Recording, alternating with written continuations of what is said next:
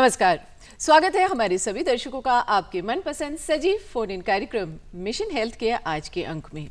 दर्शकों, आज का एपिसोड हम शुरू करें उससे पहले आपको ये बताना चाहेंगे कि आज मिशन हेल्थ 3 का 50वां एपिसोड प्रसारित हो रहा है और इसका पूरा श्रेय सिर्फ और सिर्फ आपको यानी हमारे दर्शकों को जाता है। ये आपका प्यार, आपकी सहभागिता ही है कि आज हम इस मुकाम पर पहुंच पाए हैं।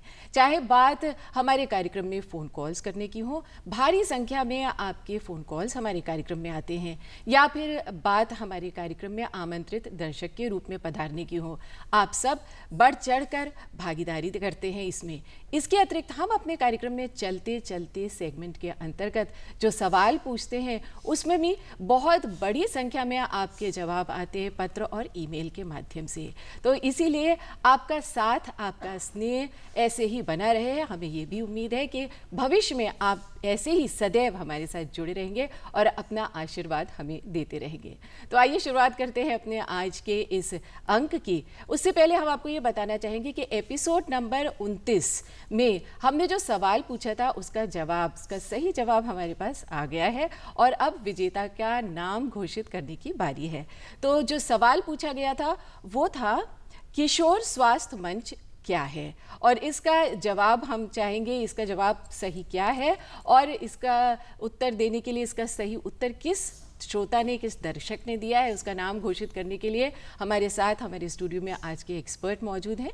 आज हमारे बीच में पधारे हैं स्वास्थ्य विभाग से निदेशक डॉक्टर बद्री विशाल जी। डॉक्टर साहब, कार्यक्रम में आपका बहुत बहुत स्वागत है और हम चाहेंगे कि जो हमारे भाग्यशाली विजेता हैं, आप डॉक्टर साहब उनका नाम घोषित करें कि उन्होंने जो क्वेश्चन था किशोर स्वास्थ्य मंच क्या है, इसका उन्होंने सही जवाब दिया है। श्री सुखेंद्र सिंह जी हैं, ये फुर्रुखाबाद से हैं और ये बधाई के पात्र हैं। इन्होंने जवाब अच्छा दिया है और हम उम्मीद करते हैं कि हमारे सारे दर्शक ऐसे ही जवाब देते रहे और हमारा मनोबल बढ़ाते रहें। बहुत बहुत बधाई हो सुखेंद्र जी आपको कि आपने हमारे इस कार्यक्रम को आप देखते हैं और आपने भागीदारी की, अपना उत्तर दिया। और अब आज का विषय क्या है उससे आपका परिचय करा दें। हमारा आज का विषय है परिवार नियोजन कार्यक्रम में पुरुषों की भागीदारी का महत्व।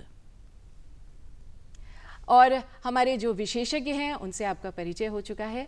हम सभी जानते हैं दर्शकों कि बढ़ती जनसंख्या किसी भी देश के लिए एक बहुत बड़ा संकट है, इसलिए ज़रूरी है कि परिवार को नियोजित रखा जाए। लेकिन जब परिवार नियोजन की बात आती है तो महिलाओं की अपेक्षा देखा गया है पुरुष थोड़ा पीछे रहते हैं इस विषय में। आखिरकार इसके पीछे क्या कारण है, और पुरुष स्त्री दोनों की ही सहभागिता अति आवश्यक है परिवार को सीमित रखने में, छोटा रखने में। तो आइए इस विषय पर आज हम बात करेंगे अपने आज के एक्सपर्ट्स डॉक्टर बद्री विशाल जी, निदेशक स्वास्थ्य विभाग से। और दर्शकों, आप भी घर बैठे हमारे इस कार्यक्रम का हिस्सा बन सकते हैं अपने टेलीफोन कॉल्स के माध्यम से। हम अपने फ़ोन नंबर्स आपको बताएंगे, लेकिन उससे पहले साथ ही हम हमारे बीच में आमंत्रित दर्शक मौजूद हैं। आप सबका भी बहुत बहुत स्वागत करते हैं। आप सबका आज कार्यक्रम में पधारने के लिए बहुत बहुत धन्यवाद, स्वागत आपका। और दर्शकों, आप घर बैठे हमारे कार्यक्रम का हिस्सा बन सकते हैं अपने फ़ोन कॉल्स के माध्यम से। तो हमारे फ़ोन कॉल्स करने के लिए हमारे फ़ोन नंबर्स आप नोट कर लीजिए। फ़ोन नंबर्स हैं हमारे 052222055756, दूसरा नंबर है 0522228868 और 0522401598। तो हमें फ़ोन कीजिए और आज के विषय से संबंधित यानी परिवार नियोजन कार्यक्रम में पुरुषों की भागीदारी का महत्व, इस विषय से संबंधित आपके जो भी सवाल हो उन्हें अवश्य पूछिए। डॉक्टर साहब, जब तक हमारे पास फ़ोन कॉल्स आते हैं तो सबसे पहले हम आपसे ये जानना चाहते हैं कि जब बात परिवार नियोजन की होती है तो पुरुषों की भागीदारी के क्या महत्व है? परिवार नियोजन कार्यक्रम में पुरुषों की और साथ में महिलाओं की, दोनों की समान भागीदारी है और दोनों की भागीदारी से ही हम लोग कार्यक्रम को अपने लक्ष्य तक पहुंच सकते हैं। हमारे देश में सबसे पहले 1951 में कार्यक्रम शुरू हुआ था जी, और कार्यक्रम शुरू होने के पश्चात 77 तक, लगभग करीब 26 साल तक पुरुषों की ही भागीदारी रही और उसमें महिलाओं की भागीदारी बहुत कम हुआ करती थी, जैसे कि आज देख रहे हैं आज महिलाओं की भागीदारी है और पुरुषों की भागीदारी नहीं है। तो ऐसा नहीं है, उनकी भागीदारी थी उस समय थी, आज इनकी भागीदारी है, तो दोनों ने बराबर योगदान दिया और आगे चलकर जो हमारे कार्यक्रम चल रहे हैं इनमें भी भागीदारी दोनों की बराबर है। अब ये महत्व है कि हमारे समाज में शिक्षित परिवार में उनकी पत्नियाँ भी हैं और पति भी हैं, दोनों समझदारी से दोनों अपना अपना पक्ष निभा सकते हैं और हमारे लक्ष्य को अंजाम तक पहुंचा सकते हैं। बिल्कुल।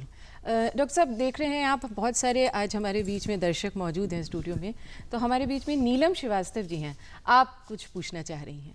जी नीलम साहब। अक्सर परिवार नियोजन कार्यक्रम में डॉक्टर साहब अक्सर परिवार नियोजन कार्यक्रम में महिलाओं की अपेक्षा पुरुषों की भागीदारी कम होती है, क्यों? नीलम जी, हम आपको पहले बता चुके हैं कि भागीदारी पुरुषों की रही एक समय में और आज समय में भागीदारी महिलाओं की ज़्यादा हो रही है। उसका मुख्य कारण हमारे उसमें विधियाँ उपलब्ध हैं महिलाओं के लिए और अच्छे साधन उपलब्ध हैं और उनकी स्वीकारता बढ़ रही है। इस स्वीकारता के चलते उनकी भागीदारी बढ़ रही है और पुरुषों की भागीदारी भी उतनी ही है। अगर महिलाएं चाहें अपने परिवार में जैसे और काम अपने समझा कर और काम कराती हैं, चाहें तो वो भी इस काम में उनको भागीदारी बढ़ा सकती है, उनके हाथ में है और हमारा विभाग का पूरा सहयोग रहेगा। जब चाहेंगे हम लोग सेवा हमेशा उपलब्ध रहती है आप लोगों के लिए। जी, ये महिलाओं पे निर्भर करता है कि पुरुषों को भी वो इसमें आगे लाएं, उनको प्रयास करें। जी, हमारे साथ नंद स्वरूप मिश्रा जी आज यहाँ उपस्थित हैं, वो सवाल पूछना चाहेंगे। डॉक्टर साहब, मैं जानना चाहता हूँ कि पुरुष नस्बंदी आसान होती कि महिला? क्योंकि हम जब छोटे छोटे थे तो सुनते थे कि परिवार नियोजन का हो जब कार्य तो अपना सीमित रखना परिवार। मिश्रा जी, आपका क्वेश्चन बहुत अच्छा है और पुरुष की नस्बंदी बहुत ही आसान होती है इसमें, और क्योंकि उसमें ज़्यादा रुकना भी नहीं पड़ता है और हमेशा हम तो प्रयास ये करेंगे विभाग का कि पुरुष की भागीदारी बढ़े और हम चाहेंगे अगर आप हम फील्ड में जहाँ भी रहें, अगर प्रचार प्रसार करते हैं तो आपका योगदान बना रहेगा तो हम निश्चित रूप से पुरुषों की भागीदारी बढ़ा लेंगे। डॉक्टर साहब, यहाँ हम आपसे ये जानना चाहेंगे, जैसे 15 से 24 आयु वर्ग के जो भी दंपति हैं, युवा दंपति हैं, तो इनकी जो गर्भ निरोधक जो इस्तेमाल करने की इनकी जो प्रतिशत है वो क्या है?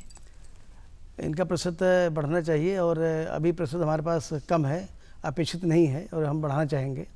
और ये जो उम्र है 15 से 24 वाले, इसमें इनकी जो जन्म की जो क्षमता होती है वो भी ज़्यादा होती है और लोग पढ़े लिखे भी होते हैं और हम इनमें चाहेंगे कि इनकी वजह से हमारा जो प्रयास में ये लोग हमारी भागीदारी बन सकते हैं और इनके लिए कई विधि उपलब्ध हैं और चाहेंगे कि ये लोग जितनी जल्दी हमारा प्रयोग करेंगे और हमारी भागीदारी इनके साथ रहेगी। अच्छा, यहाँ पे अगर हम ग्रामीण और शहरी क्षेत्रों की बात करें तो क्या एवरेज है 15 से 24 आयु? हाँ, निश्चित रूप से आपका सही है। अभी भी हमारे जो शहरी जो हमारी आबादी है वो जो लक्ष्य है और हमारे भारतवर्ष के जो लक्ष्य है लगभग उसके बराबर है। ग्रामीण क्षेत्र का जो हमारा दर है औसत वो 3 से ऊपर है, 3, और जबकि शहरी का हमारा 2.1 है, जो हम चाहते हैं कि 2.1 रहे। इससे यह होता है कि हमारे परिवार में 2 बच्चे हैं तो उसका अनुपात बना रहे। ग्रामीण क्षेत्र में ये दिक्कत हमारे साथ जो आप अभी आपने प्रश्न किया था कि 15 से 24 वर्ग, जो ग्रामीण क्षेत्रों में जो आपका शादी जो जल्दी हो जाती है, यही कारण है कि हमारी वहाँ की आबादी में जो हमारे योगदान मिलना चाहिए देश को वो नहीं मिल पा रहा है। आशुतोष जी हमारे बीच में मौजूद हैं, आप अगला सवाल पूछना चाहते हैं? जी डॉक्टर साहब, मैं ये पूछना चाहता हूँ कि युवाओं में गर्भ निरोधक क्यों आवश्यक है? इसलिए आवश्यक है कि जब आप शादी करते हैं तो परिवार को जैसे और प्लान करते हैं उसे परिवार को भी प्लान करना चाहिए कि हमें कब क्या करना है। जो संतान है वो ये बाई चांस नहीं होना चाहिए, ये बाई चॉइस होनी चाहिए कि हम बच्चों को कब अपने साथ लाना है ताकि उसकी शिक्षा परवरिश बहुत आगे चल के उसकी विकास करना है, कैसे कर सके आप। और ये डिपेंड करता है कि आप कब शादी करते हैं, कब आप उन बच्चों को, आपकी उम्र क्या है, आप का काम क्या है, आप इस योग्य है कि नहीं, जब बच्चा होगा तो उसको कैसे परवरिश करेंगे। तो ये इसके लिए बहुत ज़्यादा आवश्यकता है और उनके साधन उपलब्ध हैं। हम चाहेंगे जो भी जहाँ भी लोग रहते हैं नज़दीक कोई भी हमारा स्वास्थ्य केंद्र हो, वहाँ सारी सेवाएं निःशुल्क उपलब्ध हैं। बिल्कुल, और परिवार जितना छोटा रहेगा उतना सुखी रहेगा, उतना खुशहाल रहेगा। हमारे साथ एक और जुड़ गई हैं, स्टूडियो में उपस्थित हैं आरती जी। जी, अपना सवाल पूछिए। डॉक्टर साहब, उत्तर प्रदेश में परिवार नियोजन की कुल मांग कितने प्रतिशत है? आरती जी, हम आपको बताना चाहेंगे कि जो मांग है हमारी लगभग 64% है। और इसमें हम लोग जो हमारा प्रोटेक्शन रेट है करीब हमारा 13% है। तो अभी भी हमारी लगभग 49% के आसपास हमारी आबादी है जिसको हम लोग चाहते हैं और हम उन पर नहीं पहुंच पा रहे हैं। कई कारण हैं। कभी कभी लोग मन में रखते हैं कि हमें प्रयोग करना है, लेकिन संकोच बस सामाजिक कारण है, व्यक्तिगत कारण है, लोग नहीं पहुंच पाते हैं। चाहते हैं लोग बात करना। तो यही चीज़ के लिए तो हम लोग आशाएं हमारे गांव गई ताकि वो उनसे बात करें। और आपके जो हम कार्यक्रम दे रहे हैं आपके दूरदर्शन के माध्यम से हो रहा है सुजन से, ये भी इसमें भागीदारी है ताकि भागीदारी बढ़े। जी, हमारा यही प्रयास है कि हम जनमानस तक पहुँचें और अपनी बात उन तक पहुँचाएं। हमारे साथ एक कॉलर जुड़ चुकी हैं बहराइच से, मीनाक्षी जी। जी, अपना सवाल पूछिए। हाँ जी, नमस्कार। सबसे पहले तो मैं मिशन हेल्थ की पूरी टीम को बधाई देती हूँ कि आज 50वां एपिसोड आप लोग कर रहे हैं और बहुत कामयाब ये प्रोग्राम है। मैं इसके लिए पूरी टीम को मुबारकबाद देती हूँ। अब मेरा सवाल एक्सपर्ट से ये है कि आमतौर पे देखा जाता है कि ये धारणा बनी हुई है कि जो स्थायी साधन होते हैं पुरुषों के, उसकी वजह से पुरुषों में कमजोरी आ जाती है। मैं ये जानना चाहती हूँ क्या ये हकीकत है या सिर्फ गलतफहमी है? धन्यवाद आपको प्रश्न के लिए, बहुत अच्छा प्रश्न किया आपने। और ये पूरी तरह भ्रांति है कि कमजोरी नहीं आती है, बल्कि देखा जाए तो जैसे बहुत से आप लोग ब्रह्मचर्य रखते थे बचपन में, तो इसी श्रेणी में आता है, बल्कि इससे आगे क्षमता बढ़ती है, जैविक क्षमता बढ़ती है। जी बिल्कुल। तो दर्शकों, और हमें चाहेंगे कि जो भी पुरुष को भागीदारी करना चाहते हैं निसंकोच आएँ, आगे बढ़ें और हम उनको पूरा साथ देंगे। जी डॉक्टर साहब, ये आपसे जानना चाहेंगे यहाँ पे, जैसे बहुत सारे कार्यक्रम सरकार द्वारा चलाए जा रहे हैं, एनजीओज भी काफ़ी इसमें काम कर रही हैं, हम दूरदर्शन की भी टीम इसमें बहुत लगी हुई है, काम कर रही है, लोगों तक जागरूकता फैले इस विषय को लेकर। तो यहाँ आपसे ये जानना चाहेंगे कि गर्भ निरोधक की जागरूकता के लिए क्या कोई दिवस भी मनाया जाता है और कब मनाया जाता है? हाँ, हम लोग प्रत्येक वर्ष 11 जुलाई को जनसंख्या दिवस मनाते हैं जी। इसके अलावा हर महीने की 21 तारीख को नसबंदी दिवस मनाते हैं और प्रत्येक वर्ष 26 सितंबर को दिवस मनाते हैं, इसका गर्भ दिवस मनाते हैं। जी जी दर्शकों, आज अपने इस कार्यक्रम में जिस विषय पर हम बातचीत कर रहे हैं वो है परिवार कल्याण कार्यक्रम में पुरुषों की भागीदारी का महत्व। इस विषय पर हम अपनी बातचीत जारी रखेंगे, लेकिन फिलहाल यहाँ रुकते हैं और लेते हैं एक छोटा सा ब्रेक। दर्शकों, आप देख रहे हैं कार्यक्रम मिशन हेल्थ। आज अपने इस कार्यक्रम में जिस विषय पर हम बातचीत कर रहे हैं वो है परिवार नियोजन कार्यक्रम में पुरुषों की भागीदारी का महत्व। हमारे साथ बहुत सारे दर्शक आज स्टूडियो में मौजूद हैं और वो अपने प्रश्न डॉक्टर साहब से लगातार पूछ रहे हैं। डॉक्टर साहब, अभी बहुत सारे सवाल आपसे हमारे दर्शकों ने पूछे और एक दर्शक और है सूरज, अब वो अपना सवाल पूछना चाहते हैं। डॉक्टर साहब, मैं ये पूछना चाहता हूँ कि पुरुषों में परिवार नियोजन के स्थायी व अस्थायी साधन कौन कौन से होते हैं? बहुत अच्छा प्रश्न है आपने। अभी पुरुषों की भागीदारी बढ़ानी है तो कंडोम हमारे पास उपलब्ध रहता है और हर जगह इसकी सुविधा, जितने एनएम केंद्र हैं हमारे, हर सीएससी पे फ्री मिलते हैं और आशाओं के माध्यम से हम घर घर पहुँचाते हैं। और ये है दूसरा, ये अस्थायी विधि है।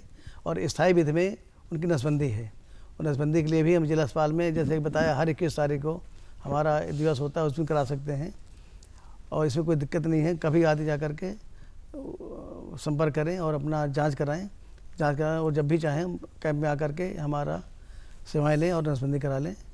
और किसी बार कोई कमजोरी नहीं होती है और उसका स्वस्थ जीवन रहता है और उसकी भागीदारी भी कार्यक्रम में प्रतिदिन बनी रहेगी। जी, आकृति श्रीवास्तव जी पूछना चाहती हैं अगला सवाल। डॉक्टर साहब, क्या पुरुष को नसबंदी कराने के लिए क्या अस्पताल में भी भर्ती होना पड़ता है? नहीं आरती जी, आपने एक सही सवाल पूछा है। भर्ती होने की आवश्यकता नहीं है। आदमी आता है और उस दिन हम लोग ऑपरेशन करके घर भेज देते हैं और ये ऑपरेशन छोटा सा ऑपरेशन होता है और इसलिए इसको बिना चीरा टाका बोलते हैं। इसमें भर्ती होने की आवश्यकता नहीं होती है। आदमी सुबह आता है और शाम को अपने घर चला जाता है। अच्छा डॉक्टर साहब, जैसे आप बता रहे हैं कि आदमी सुबह आया, उसकी नसबंदी हो गई और वो शाम को घर वापस जा सकता है, उसके बाद उसे क्या प्रिकॉशन लेना है, कितने दिन आराम करना होगा? हाँ, ये आप बिल्कुल सही क्वेश्चन कर रहे हैं। आमतौर पर के जैसा आपने सोचा कि हमने नसबंदी करा लिया, तो ऐसा नहीं है। हमारे जो पूरी की पूरी जो जहाँ से हमारा ये प्रवाह होता है, मध्य में शुक्राणु हमारे बचे रहते हैं, तो उनको ऑपरेशन करने के बाद जो है उनको ये गर्भ निरोधक कंडोम यूज़ करना चाहिए, क्योंकि उसके माध्यम से भी शुक्राणु जा सकते हैं, उनको यूज़ करना चाहिए। और हमें ऐसे केस में 3 महीने बाद जो होता है उसको हम जांच करते हैं उनके पानी के, अगर जानते हैं कि शुक्राणु नहीं है तभी प्रमाण पत्र देते हैं। तो नसबंदी होने के बाद भी सावधानी बरतनी आवश्यक है। अभिषेक शुक्ला जी पूछना चाहते हैं अगला सवाल। जी डॉक्टर साहब ये जानकारी चाहते हैं, पुरुषों द्वारा स्थायी नसबंदी कराए जाने पर कितने दिन आराम करना चाहिए और क्या सावधानी बरतनी चाहिए? सावधानी जैसे कि ऑपरेशन में होता है, अब जैसे कि समांतरा गाँव में जो है परहेज करते हैं। आमतौर पर हम लोग सरकारी कर्मचारियों को 1 हफ्ते की छुट्टी देते हैं और अपना काम कर सकता है, काम करने में कोई आपत्ति नहीं है। 1-2 दिन बाद फिर छुट्टी मिल जाती है उसको। जी, उसके बाद पूर्ण रूप से स्वस्थ होते हैं और काम पे वापस जा सकते हैं। कोई दिक्कत नहीं। जी जी, मोहित जी हैं जो अगला सवाल करना चाह रहे हैं। डॉक्टर साहब, मेरा प्रश्न ये है कि क्या पुरुष द्वारा नसबंदी कराए जाने पर सरकार द्वारा कोई राशि भी, कुछ पैसे भी दिए जाते हैं और काहे दिए जाते हैं? हाँ, निश्चित रूप से ये जितने भी हमारे परिवार नियोजन कार्यक्रम में हमारी विधियाँ अपनाई जाती हैं, हर प्रोग्राम में सरकार द्वारा कुछ न कुछ प्रोत्साहन राशि दी जाती है। वर्तमान में हमारा प्रदेश के जो ज़िले हैं वो 2 भागों में बटे हुए हैं। जैसे अभी हमने बताया कि ऐसे ज़िले जहाँ प्रजनन दर 3 या 3 से अधिक है, उन ज़िलों में जब पुरुष नसबंदी कराते हैं तो उनको हम 2000 देते हैं और महिलाओं को 3000 देते हैं। और बाकी जो ज़िले हैं, करीब 18 ज़िले हैं, वहाँ पर हम 1400 रुपये देते हैं और उनको हम 2000 रुपये देते हैं। और इसी में यदि हम प्रसव पश्चात अगर महिलाएं कराती हैं तो उनको भी हम 2000 से लेकर 3000 रुपये तक देते हैं। ये निर्भर करता है कि किस ज़िले की हैं, कब कराया है। और प्रसव के तुरंत पश्चात या गर्भ समापन के पश्चात जो सेवाएं दी जाती हैं उसमें आसानी भी रहती है और हम छतपूर्ति भी ज़्यादा देते हैं। यानी सरकार की तरफ से पूरा प्रोत्साहन है। हाँ, प्रोत्साहन है ये। जी जी, हमारे साथ एक कॉलर जुड़ चुकी हैं, लखनऊ से आप कॉल कर रही हैं। जी नमस्कार, कार्यक्रम में आपका स्वागत है। नमस्कार मैम, मेरा प्रश्न है कि लंबे समय के लिए जो भी गर्भ निरोधक साधन इस्तेमाल किए जाते हैं, एक बार उनके बारे में डॉक्टर साहब बताएं हमें। लंबे समय गर्भ निरोधक यूज़ करने के लिए, लंबे समय क्या मतलब कि आपके लिए? हाँ, तो लंबे समय के लिए हमेशा यूज़ करते रहे, पुरुष हैं महिलाएं हैं, दोनों के लिए बताइए। नहीं, देखिए 2 तरीके, जैसे कि आपने कापट्टी हमारे पास 2 प्रकार की, एक 5 साल तक चलती है, एक 10 साल चलती है जी। तो लंबे समय 2 भी काम कर सकते हैं। तो जिनके एक बच्चा हो गया, ताकि अगले बच्चे को जब भी आवश्यकता हो उनको लगाएं और अंतर करें बच्चों में। तो एक होता है बच्चे को पूर्णतः फैमिली पूरी हो जाए, पूर्णतः बंद करना, वहाँ पर अस्थायी विधियाँ हैं। और जहाँ पर एक बच्चा हो गया या बच्चा हमें नहीं चाहते हैं, वो वहाँ पर हम लोग अस्थायी विधियाँ के परामर्श देते हैं। और जैसे कि कापट्टी भी हो गई आपकी, और जैसे आपकी खाने की दवाइयाँ हैं, आप छाया भी ले सकते हैं। जैसे शुरुआत में 3 महीने तक हफ्ते में 2 बार लेते हैं और 3 महीने बाद हफ्ते में 1 बार लेते हैं जी। तो ये लंबे समय के लिए आप चल सकते हैं। लेकिन हम सुझाव ये देंगे कि साधन वो अपनाएं जिसमें शरीर पर भी कोई नुकसान ना आए जी। तो कापट्टी उसमें सबसे उत्तम साधन है, तो लंबे समय तक कर सकते हैं। दोबारा फिर 10 साल पर आप बदल सकते हैं उसको। तो ये तो डॉक्टर साहब महिलाओं के लिए हो गया, पुरुष क्या प्रिकॉशन ले सकते हैं? पुरुषों के लिए तो उनके लिए निरोध है, अपना जब चाहें यूज़ करें। और अच्छा भी रहता है कि जैसे मान लीजिए हमें कभी आवश्यकता नहीं पड़ती है, हम लोग दूर रहते हैं या तो उसका यूज़ करें अपना। जी दर्शकों, आज अपने इस कार्यक्रम में जिस विषय पर हम बातचीत कर रहे हैं वो है परिवार नियोजन कार्यक्रम में पुरुषों की भागीदारी की महत्ता। अपनी इस बातचीत को हम जारी रखेंगे, लेकिन फिलहाल एक बार पुनः यहाँ रुकते हैं और लेते हैं एक छोटा सा विराम।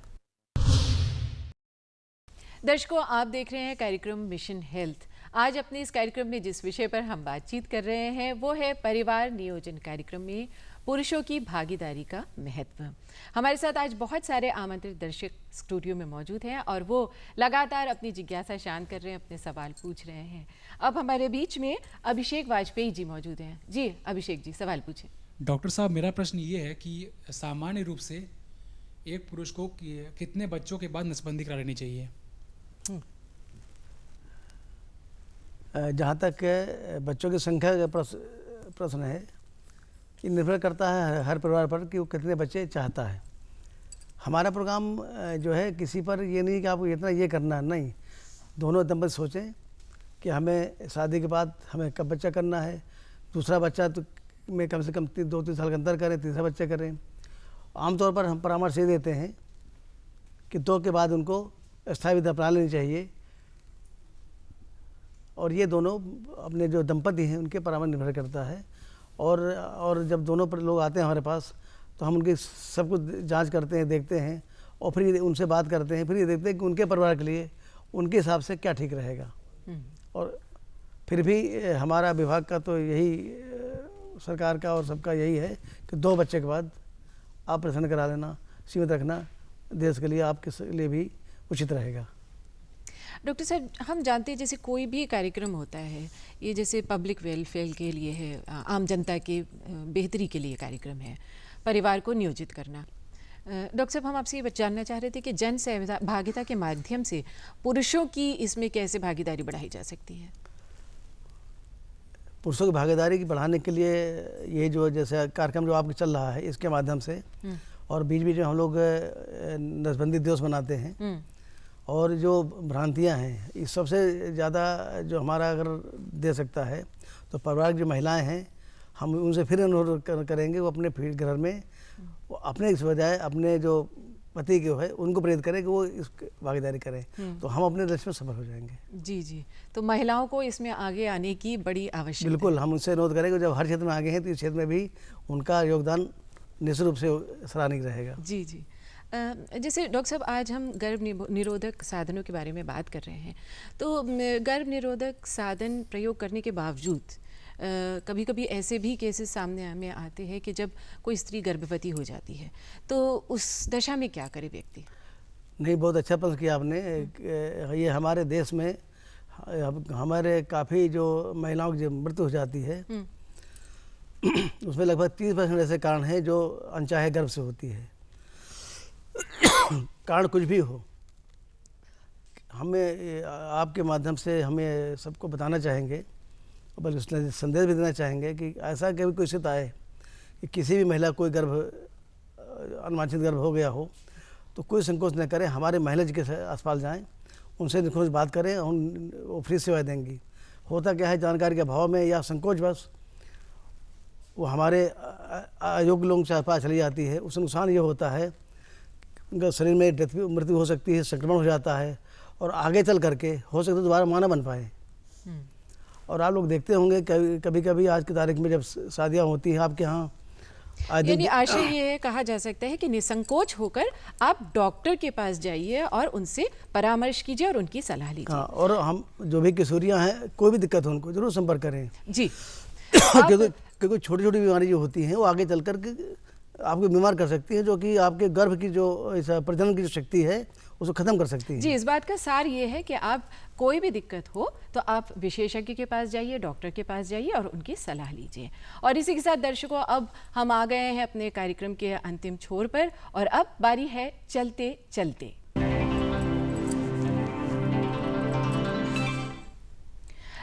चलते चलते में दर्शकों, हर बार हम आपसे एक सवाल पूछते हैं और उसका जवाब आपको पत्र या फिर ईमेल के माध्यम से देना होता है। आज के एपिसोड का हमारा सवाल है, विश्व गर्भ निरोध दिवस कब मनाया जाता है? सवाल सुन लीजिए फिर से, विश्व गर्भ निरोध दिवस कब मनाया जाता है? और इसका जवाब देने के लिए आप हमारा पता नोट करें। हमारा पता है प्रस्तुतकर्ता मिशन हेल्थ, कमरा नंबर 205, दूरदर्शन केंद्र 24 अशोक मार्ग, लखनऊ 226001। अगर आप अपना जवाब ईमेल के माध्यम से भेजना चाहते हैं तो उसके लिए हमारा ईमेल एड्रेस नोट कर लीजिए। ईमेल आईडी है missionhealth.ddupLko@gmail.com। और इसी के साथ अब आज का हमारा ये एपिसोड यही समाप्त होता है। आपका बहुत बहुत धन्यवाद दर्शकों। डॉक्टर साहब, आप कार्यक्रम में आए, इतनी बेहतरीन जानकारी दी, उसके लिए आपका बहुत बहुत आभार। आप सभी दर्शक हमारे कार्यक्रम में आए, स्टूडियो में पधारे और इतने अच्छे अच्छे सवाल आपने पूछे, और आपके माध्यम से हमारे दर्शकों को भी बहुत जानकारी मिली, बहुत सारा लाभ हुआ उनको, उसका बहुत बहुत धन्यवाद। हम